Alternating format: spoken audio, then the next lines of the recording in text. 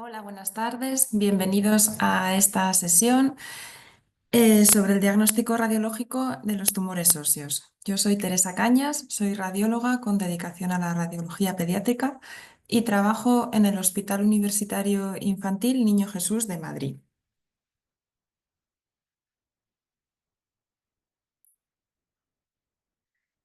Este es un sencillo guión de la presentación. Comenzaremos hablando de la aproximación diagnóstica de los tumores óseos y cómo leer una radiografía simple. Y a continuación nos centraremos en el osteosarcoma y el papel de la radiología en el curso de esta enfermedad. Empezamos con 3 radiografías, cada una con una lesión ósea con características distintas.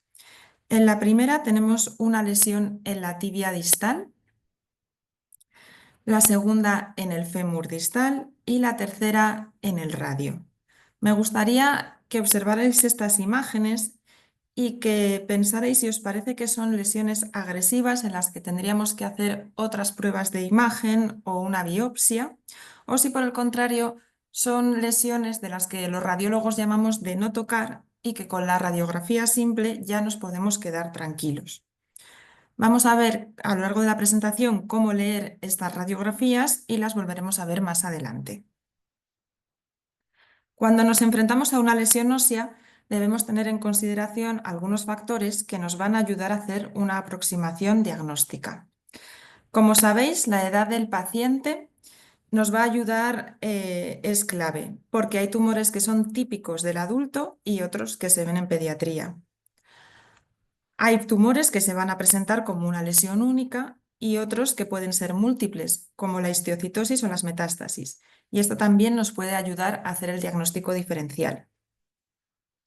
Vamos a comentar con más detalles otros factores como son la localización en el esqueleto, la localización en el propio hueso y la morfología de la lesión en la radiografía simple. Datos que nos van a ayudar a hacer el diagnóstico. En este esquema vemos que algunos tumores tienen predilección por determinadas localizaciones anatómicas. Por ejemplo, en las falanges de las manos son típicos los encondromas y el osteoblastoma es típico de los elementos posteriores de la columna vertebral. Entonces, si nos encontramos lesiones en estas localizaciones, estos son los primeros tumores en los que deberíamos pensar. Alrededor de la rodilla es típico en niños el osteosarcoma y el sarcoma de Ewing, aunque en la rodilla y en el húmero proximal podemos encontrar casi cualquier tipo de tumor. Los huesos largos se dividen en 3 partes: la diáfisis, la metáfisis y la epífisis, y en función de dónde se localice el tumor también podemos hacer una aproximación diagnóstica. Hay pocas lesiones típicamente epifisarias. Entre ellas están el condroblastoma o el tumor de células gigantes.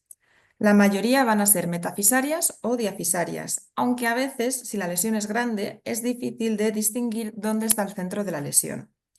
El osteosarcoma es típicamente metafisario y el sarcoma de Ewing de la diáfisis. La mayoría de las lesiones tienen una localización endomedular central. Es muy característica la situación excéntrica o periférica del fibroma no osificante. También hay lesiones que pueden surgir de la cortical del hueso, como el osteomasteoide, y otras que son yuxtacorticales, como el osteocondroma. Hasta ahora hemos visto cómo con la localización anatómica en el hueso podemos hacer una aproximación y el siguiente paso es analizar la morfología de la lesión en la radiografía simple. Para ello vamos a valorar el patrón de destrucción ósea, la reacción perióstica, la presencia de matriz tumoral y la presencia de masa de partes blandas. El patrón de destrucción ósea se puede clasificar en geográfico, cuando la lesión está bien definida; apolillado, cuando está formada por incontables focos radiolúcidos; o permeativa, cuando está mal definida y tiene un aspecto infiltrativo. Debéis saber que las lesiones, cuando tienen un lento crecimiento, son menos agresivas y van a presentar unos márgenes bien definidos y un patrón geográfico. Y en cambio, las lesiones agresivas crecen muy rápido y tienen un patrón infiltrativo. Aquí vemos una de las lesiones que veíamos al inicio de la presentación. Es una lesión ósea que se localiza en la tibia distal, es endomedular excéntrica, de márgenes bien definidos, con un borde escleroso, y es la típica imagen de un fibroma no osificante y es una lesión de no tocar. En esta otra radiografía tenemos una lesión en el cuello femoral izquierdo, es una lesión lítica endomedular central, con unos márgenes bien definidos, aunque no tiene un borde escleroso, y es un quiste óseo. Esta es otra lesión que también vimos al inicio de la presentación, es una lesión diafiso-metafisaria en el radio distal, que tiene un patrón apolillado con unos márgenes peor definidos que las lesiones que vimos antes y corresponde con un sarcoma de Ewing del radio.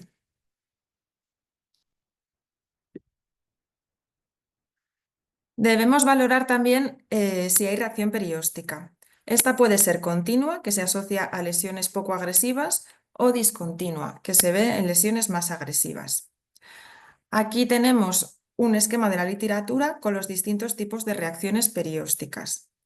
La lesión continua se ve como un engrosamiento cortical y se ve en lesiones que son de lento crecimiento, como en este caso, que la vemos en una fractura por estrés en la tibia. En este otro ejemplo, tenemos una lesión esclerosa en la diáfisis femoral y a mayor aumento podemos ver que tiene una reacción perióstica en capas de cebolla o laminada. Esta es una reacción perióstica más agresiva y la lesión se correspondía con un osteosarcoma. En esta imagen tenemos una lesión esclerosa en la metáfisis distal del fémur con un patrón espiculado en la cortical lateral. Esto también correspondía con un osteosarcoma. Y este último ejemplo, tenemos una lesión esclerosa en el húmero proximal con una adenopatía calcificada y vemos aquí la imagen del triángulo de Codman. También era un osteosarcoma. Otro componente que tenemos que valorar es si hay es la presencia de matriz ósea. Cuando la matriz está mineralizada, puede ser una matriz osteoide, que es típica del osteosarcoma y que la vamos a ver en la radiografía simple como un aumento de densidad del hueso o como un patrón algodonoso. Esta es otra de las imágenes que veíamos al inicio de la presentación y que también corresponde con un osteosarcoma. Otro tipo de matriz mineralizada es la cartilaginosa, que es típica de las lesiones condrales y que se describe como imágenes en punto y en arcos o comas. Y cuando la matriz no está mineralizada, podemos encontrar una densidad que es como sucia, como en vidrio esmerilado, que es típica de la displasia fibrosa. Por último, debemos valorar si la lesión asocia masa de partes blandas, aunque esto muchas veces es más difícil de valorar con la radiografía simple. Pero bueno, hay indicios que nos pueden ayudar a detectarla, como puede ser, como en este caso, el borramiento de los planos grasos o un cierto efecto de masa. En este caso teníamos una lesión lítica en el maleolo medial de la tibia con este componente de partes blandas y la anatomía patológica pues, dio el diagnóstico de un sarcoma de Ewing. Ahora que ya sabemos cómo hacer una lectura de una lesión ósea en una radiografía, vamos a continuar con el osteosarcoma. Como sabéis, el osteosarcoma es el tumor óseo más frecuente en niños, aunque no es un cáncer frecuente. Supone el 6% de los cánceres infantiles. Es característico de adolescentes, aunque hay un segundo pico de incidencia en pacientes mayores de 60 años. La clínica no es específica e incluye dolor y palpación de una masa, y esto hace que de media el diagnóstico se pueda retrasar 4 meses desde el inicio de los síntomas. Tiene predilección por zonas de rápido crecimiento, recambio óseo, por lo que sobre todo afecta a la metáfisis de los huesos largos, especialmente alrededor de la rodilla y del hombro. El osteosarcoma es un tumor mesenquimal o del tejido conectivo que produce matriz osteoide y distintas cantidades de matriz cartilaginosa y fibrosa. La Clasificación Mundial de la Salud distingue 7 subtipos de osteosarcoma que podemos dividir en función de que se origine en la medular del hueso o en la superficie. Dentro de los endomedulares encontramos el osteosarcoma convencional, que es el más frecuente, el telangiectásico, el central de bajo grado, que es muy raro en niños, y el de células pequeñas. Entre los de la superficie del hueso están el osteosarcoma parostal, el periostal y el superficial de alto grado. Como sabéis, el manejo debe ser multidisciplinar, con traumatólogos, oncólogos, radiólogos y patólogos trabajando en equipo. El tratamiento de elección consiste en quimioterapia neoadyuvante, cirugía del tumor en los casos que sea posible y quimioterapia posquirúrgica o adyuvante. La radiología tiene un papel importante en todas las fases de la enfermedad, desde las pruebas de imagen iniciales en las que se sospechará el diagnóstico, en la planificación y la realización de la biopsia de la lesión, en el estudio de extensión de la enfermedad, en la valoración de la respuesta a la quimioterapia neoadyuvante y en la planificación de la cirugía y en el seguimiento de los pacientes para descartar recidiva. A continuación, pues vamos a ver cada uno de estos puntos. Entre las pruebas que disponemos para el estudio inicial de la lesión tenemos la radiografía simple, la resonancia y el TAC. La primera prueba de imagen que debemos realizar siempre es una radiografía simple. El osteosarcoma convencional, como ya hemos ido viendo, se manifiesta típicamente como una lesión metafisaria que asocia una matriz osteoide que tiene una reacción perióstica discontinua y que puede presentar masa de partes blandas. Aunque parezca que la radiografía es una técnica antigua, siempre debe de ser la primera prueba a realizar y nosotros, si nos viene un niño, le hacemos una resonancia y sospechamos que es un osteosarcoma, le vamos a hacer una radiografía. ¿Por qué? Si no la tiene, claro. ¿Por qué? Porque nos va a dar información acerca del tipo de matriz. La resonancia, pues es la técnica de imagen de elección para delimitar el tumor. Las secuencias potenciadas en T1 son las que mejor delimitan el componente intramedular, que se ve como zonas de disminución de la señal de la medular ósea. En cambio, las secuencias sensibles a líquidos, que son muy sensibles, pues son peores para delimitar bien la lesión, porque se puede sobreestimar la lesión al confundirla con el edema peritumoral o con la médula roja hematopoyética. En el estudio inicial siempre debemos incluir todo el hueso, el que esté afectado, no centrarnos solo en la lesión.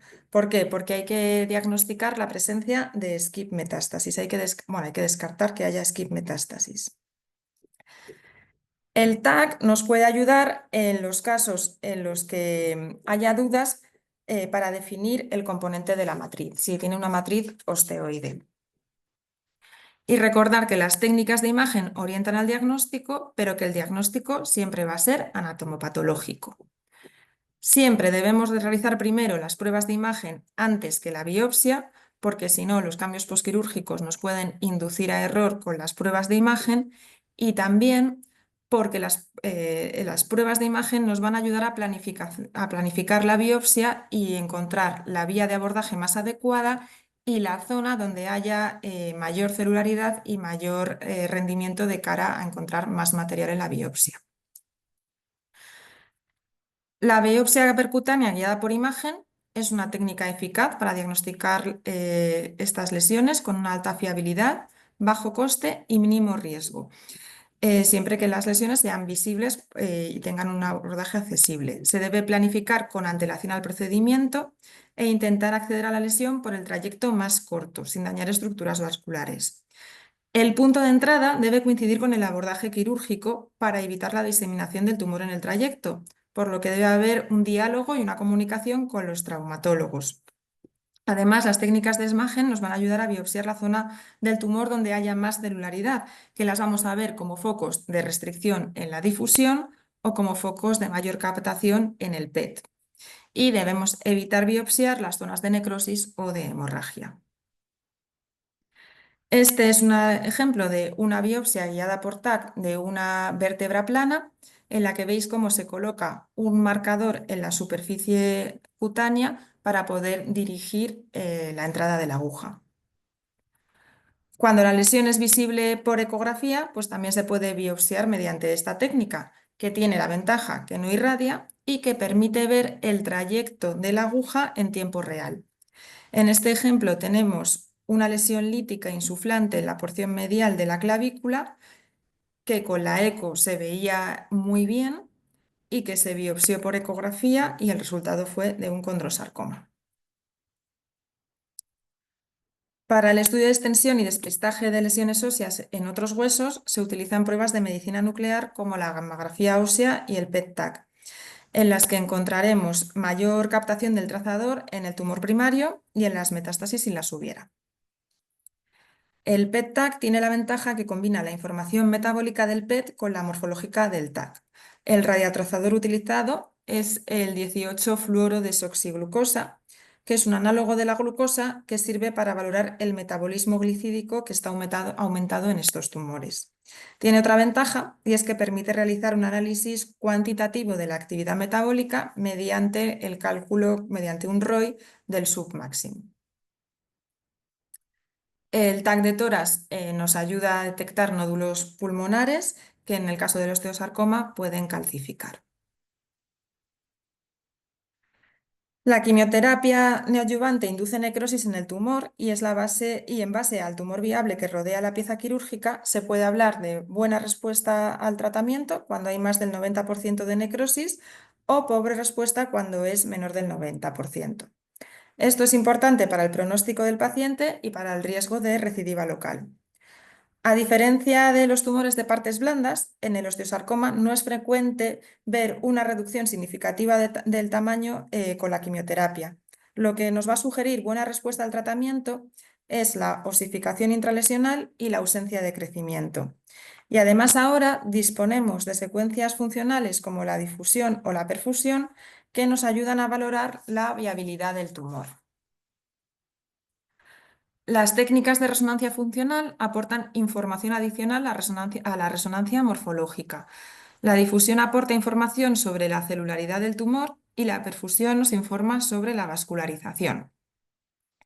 La difusión se basa en el estudio del movimiento aleatorio o browniano de las moléculas del agua en los tejidos. Cuando el movimiento está limitado porque hay mucha celularidad, se dice que hay restricción en la difusión. En cambio, en los tejidos con menos celularidad, el agua se mueve libremente y difunde y se dice que la difusión está facilitada. En la imagen lo vamos a ver con dos secuencias, la secuencia B1000 y el mapa ADC. En la secuencia B1000 lo que restringe brilla y el mapa ADC, que sería, por así decirlo, la inversa del B1000, lo que restringe se va a ver negro. Además, el mapa ADC nos permite también cuantificar la restricción a la difusión mediante la colocación de un ROI. Esta secuencia, donde primero se utilizó, fue en el diagnóstico del infarto cerebral agudo, porque permite detectar el edema citotóxico en las primeras horas, antes de que se vea con el TAC o con otras secuencias de resonancia. Pero ahora ya esta secuencia se utiliza a diario y tiene más indicaciones, como es el estudio de los tumores. Y vamos a ver un ejemplo sobre su utilidad en los tumores óseos. Esta es una niña de 11 años con dolor en la rodilla. En la radiografía vemos que tiene una lesión ósea localizada en la metáfisis distal del fémur, que es una lesión muy densa, con matriz osteoide y con un posible componente de partes blandas posterior al fémur. En el estudio de resonancia se confirman nuestras sospechas y encontramos una sustitución de la señal de la medular del hueso en la secuencia T1 por esta lesión que es hipointensa en T1 y que es o hiperintensa en T2 y que presenta este componente de partes blandas posterior. En el estudio de difusión veis que tanto la lesión ósea como el componente de partes blandas restringen porque brillan en el B1000 y están negros en el mapa ADC. El estudio de perfusión con contraste intravenoso es un estudio cualitativo y se basa en el análisis de las curvas que se obtienen tras la administración de contraste intravenoso. Aporta información sobre la biología del proceso tumoral mediante la adquisición de 5 tipos de curvas. La curva tipo 1 es una curva plana en la que no hay captación del contraste, es una curva horizontal y se da en la necrosis o en los cambios quísticos. La curva tipo 2 tiene un realce progresivo y se relaciona con procesos benignos. En la tipo 3 se aprecia una meseta y es una curva indeterminada, pero que se asocia con procesos malignos. La tipo 4 se asocia claramente a malignidad, es en la que hay un realce progresivo y luego un lavado. Y la tipo 5 tiene un realce rápido y luego un realce más lento y se asocia a tejido de granulación o fibrosis.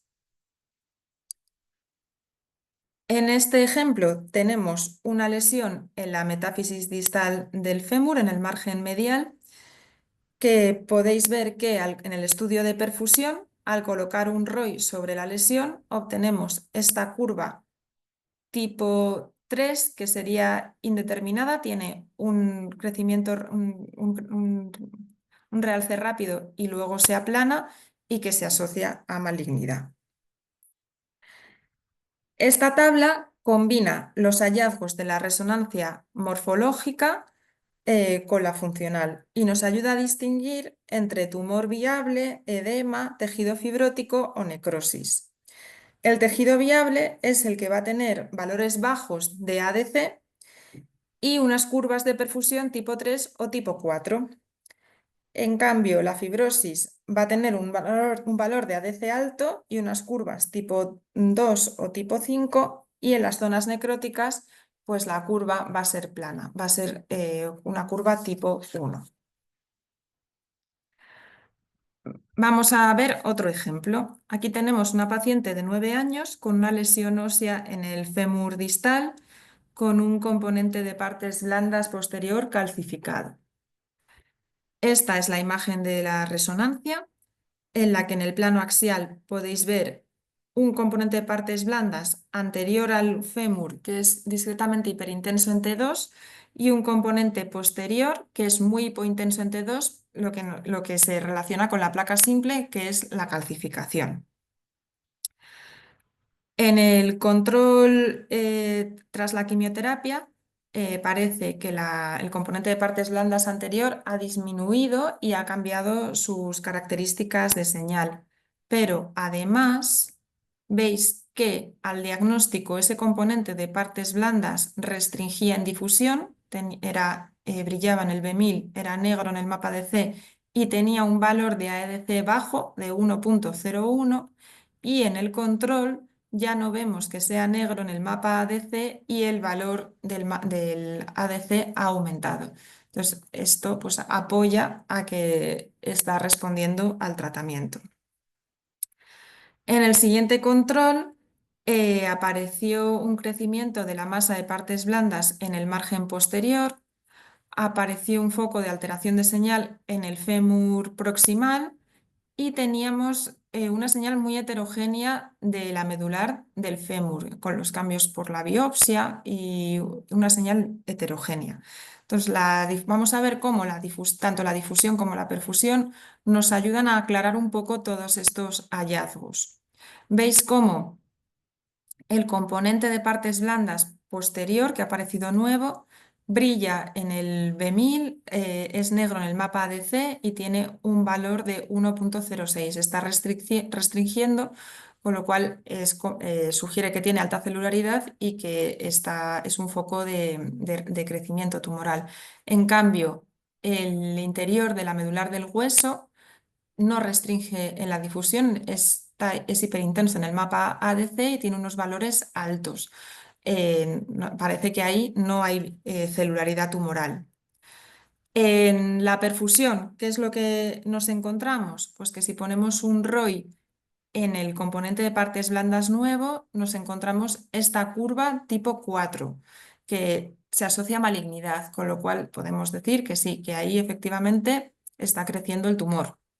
En cambio, en la medular del hueso, donde habíamos dicho que había cambios de señal pero que no restringían en la difusión, tenemos esta otra curva que es plana, lo que nos está indicando que ahí hay cambios necróticos, cambios quísticos.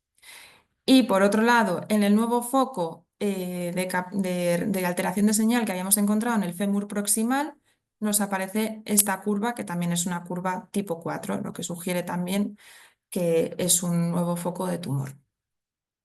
Así es como podéis ver cómo las técnicas funcionales nos ayudan, nos aportan información adicional sobre la resonancia morfológica.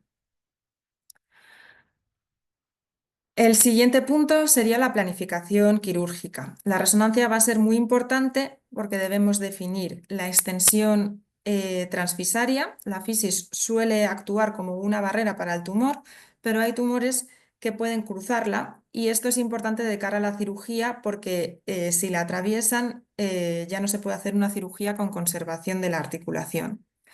También debemos definir la presencia de skip metástasis, que son lesiones en el mismo hueso, pero separadas del tumor por médula ósea normal. No está claro si representan diseminación local o a distancia, pero el pronóstico disminuye como si el paciente tuviera metástasis pulmonares. También debemos valorar la afectación neurovascular por parte del componente extraóseo de cara al abordaje quirúrgico, porque esto limita las opciones de reconstrucción y aumenta el riesgo de recurrencia local. Y también debemos valorar si hay afectación intraarticular, por lo que requeriría la amputación de los márgenes libres, requeriría la amputación de la articulación para garantizar los márgenes libres. Para los estudios de medición de la extremidad para planificación de la prótesis, se puede utilizar tanto estudios del TAC como de resonancia. Y el seguimiento para la valoración de la recidiva local lo vamos a hacer con resonancia, aunque tiene el inconveniente de que una vez que se ha localizado, se ha puesto la prótesis, el metal produce unos artefactos ferromagnéticos que, como veis aquí, distorsionan la imagen y nos limita la valoración de las partes blandas. Este es un ejemplo de un paciente de 10 años con un osteosarcoma en el fémur proximal que durante la quimioterapia neoadyuvante sufrió una fractura patológica del cuello, que finalmente se operó con una prótesis femoral y de cadera. Aquí veis la resonancia de control y veis también cómo en los controles, en el TAC también el metal produce mucho artefacto, o sea que no es una alternativa real a la resonancia. Y en este caso veis que en el estudio de resonancia se detectó un foco de restricción en la difusión en las partes blandas que se confirmó con ecografía que era una recidiva. En esta otra paciente fue tratada de un osteosarcoma del húmero proximal y recayó con afectación pulmonar, con nódulos pulmonares calcificados, derrame pleural y calcificaciones pleurales. En estos casos, la resonancia de cuerpo entero puede ayudar a detectar enfermedad en distintas localizaciones. En esta prueba lo que hacemos es adquirir imágenes de todo el cuerpo en el plano coronal. Se adquieren por stacks la cabeza, el tórax, el abdomen y las extremidades y luego se fusionan para adquirir al final esta imagen. En esta paciente podemos ver en el plano coronal la prótesis femoral, podemos ver la afectación pulmonar y podemos ver también que tenía afectación en el fémur izquierdo y en el fémur derecho. Entonces, como veis, con una sola exploración, pues tenemos toda esta información. A lo largo de la presentación, todas las imágenes que hemos visto correspondían a pacientes del Hospital Niño Jesús con osteosarcoma convencional, que es con mucho el más frecuente. Y para terminar, quería mostrar las características de otros tipos de osteosarcoma, como son el telangiectásico, el parostal y el periostal. El osteosarcoma telangiectásico supone el 1,7% de los osteosarcomas. Se da en la primera y segunda década de la vida y se localiza en las metáfisis de los huesos largos, sobre todo en el fémur. La supervivencia a los 5 años es similar a la del osteosarcoma convencional. Y en la anatomía patológica, el 90% están compuestos por quistes, necrosis y hemorragia, similar al quiste óseo aneurismático. En la radiografía es característico, como en este ejemplo, que encontremos una lesión osteolítica con un patrón permeativo y con una masa de partes blandas asociada. En la resonancia lo que vamos a encontrar es una lesión de gran tamaño que está formada por múltiples quistes. Y estos quistes tienen la característica de que pueden tener focos de hemorragia, que los podemos ver como focos hiperintensos en el T1 o con niveles líquido-líquido en las secuencias T2. A veces es difícil hacer el diagnóstico diferencial con el quiste óseo aneurismático y el diagnóstico definitivo pues, nos lo va a dar la anatomía patológica, en el que vamos a encontrar un hueso laminar normal interrumpido por una neoplasia que tiene una cavidad muy celular con pleomorfismo. Entonces, para hacer el diagnóstico se combina, si encontramos una imagen radiológica compatible con mitosis atípicas, cavidades y pleomorfismo nuclear, esto nos va a dar el diagnóstico de osteosarcoma telangiectásico. El osteosarcoma parostal es el tumor yuxtacortical más frecuente y se da entre la segunda y la cuarta década de la vida en la metáfisis de los huesos largos, sobre todo en el margen posterior del fémur. La supervivencia es mayor que en el osteosarcoma convencional y se origina en la capa fibrosa externa del periósteo y está formado por un estroma fibroblástico con atipia y matriz osteoide. Esta imagen es una imagen sacada de la literatura en la que vemos los hallazgos típicos en la placa simple. Es una masa lobulada, exofítica, adyacente al margen posterior de la metáfisis del fémur.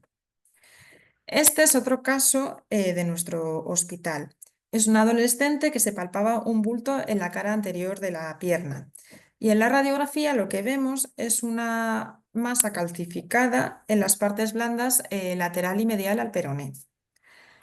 En el TAC se entiende mejor la lesión y vemos que es una lesión exofítica en contacto con la cortical anterior del peroné, muy densa y de márgenes lobulados, con la medular ósea del peroné respetada.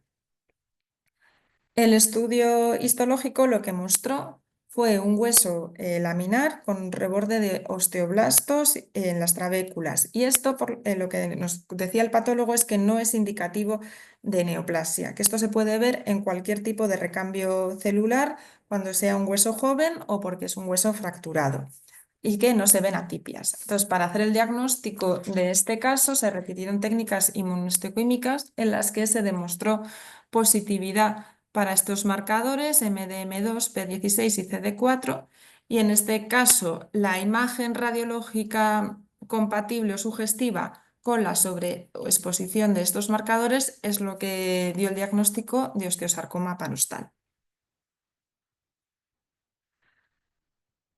Y para terminar, vamos a ver las características del osteosarcoma periostal, que es el segundo osteosarcoma de superficie más frecuente y aparece en la segunda, tercera década de la vida en la diáfisis de los huesos largos. Este es el único que hemos visto hasta ahora que es típico de la diáfisis. Sobre todo es frecuente en la tibia y se origina en la capa interna del periósteo y tiene un predominio en la anatomía patológica de cartílago. En esta radiografía lo que vemos es una radiografía de un húmero con una lesión en la diáfisis humeral que tiene una reacción perióstica espiculada con focos que parecen de morfología condral porque parece que tienen como puntos y algunos arcos. En la resonancia lo que vemos de nuevo es que la medular del hueso está respetada y que vemos una afectación circunferencial al hueso. El estudio histológico lo que demostró es que había focos de calcificación y focos de osificación. El patólogo lo que nos decía es que el diagnóstico diferencial habría que hacerlo con un condrosarcoma, pero que en este caso el condrosarcoma no sería porque no forma hueso y que al ser una lesión radiológicamente en la periferia del hueso, que en la anatomía patológica tenemos cartílago y hueso, esto es diagnóstico de un osteosarcoma perióstico. Y ya para terminar, vamos a resumir unas breves conclusiones. Recordar que la prueba diagnóstica inicial en una lesión ósea siempre debe ser la radiología convencional. Que para hacer una aproximación diagnóstica debemos conocer la edad del paciente, la localización en el esqueleto y la morfología de la lesión. Debemos fijarnos si hay reacción perióstica, los márgenes de la lesión, si tiene matriz y si hay componente de partes blandas, para distinguir entre lesiones agresivas o lesiones de no tocar. El osteosarcoma es el tumor óseo maligno más frecuente en niños y el manejo debe ser multidisciplinar, con oncólogos, traumatólogos, patólogos y radiólogos trabajando en equipo. Y recordar que hay técnicas, que ahora los radiólogos disponemos de técnicas de resonancia funcional que nos permiten evaluar la viabilidad del tumor y nos permiten planificar mejor la biopsia para que sea más rentable y también nos permiten evaluar mejor la respuesta al tratamiento. Muchas gracias por vuestra atención y espero que haya sido esta charla útil para vosotros. Muchas gracias.